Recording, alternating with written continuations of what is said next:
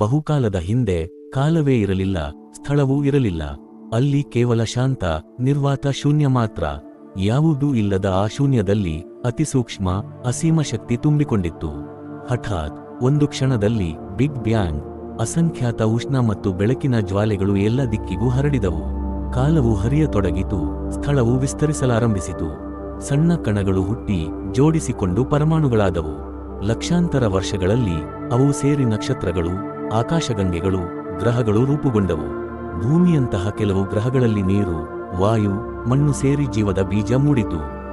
ಸರಳ ಜೀವಿಗಳು ಹುಟ್ಟಿ ಕಾಲದ ಜೊತೆ ಬೆಳೆಯುತ್ತಾ ವಿಭಿನ್ನ ರೂಪ ಪಡೆದವು. ಲಕ್ಷಾಂತರ ವರ್ಷಗಳಲ್ಲಿ ಯೋಚಿಸಲು, ಕಲಿಯಲು, ಪ್ರಶ್ನಿಸಲು ಸಾಮರ್ಥ್ಯ ಹೊಂದಿದ ಮಾನವರು ಬಂದರು. ತತ್ವಜ್ಞರು ಹೇಳುತ್ತಾರೆ, ಆ ಶೂನ್ಯವು ಕೇವಲ ಖಾಲಿ ಅಲ್ಲ, ಅದು ಸೃಷ್ಟಿಯ ಸಾಧ್ಯತೆಗಳ ಭಂಡಾರ. ವಿಜ್ಞಾನಿಗಳು ಹೇಳುತ್ತಾರೆ, ಬಿಗ್ ಬ್ಯಾಂಗ್ನ ಮೊದಲು ಕ್ವಾಂಟಮ್ ಶೂನ್ಯದಲ್ಲಿ ಶಕ್ತಿಯ ಅಲೆಮಾಳುಗಳಿಂದ ಸೃಷ್ಟಿ ಹುಟ್ಟಿತು. ಎಂತಾದರೂ ಈ ಕಥೆ ನಮಗೆ ತಿಳಿಸುತ್ತದೆ, ಯಾವುದೂ ಇಲ್ಲದ ಜಾಗದಿಂದಲೂ ಎಲ್ಲವೂ ಹುಟ್ಟಬಹುದು. ಸಾಧ್ಯತೆ ಎಂದಿಗೂ ಶೂನ್ಯವಾಗುವುದಿಲ್ಲ.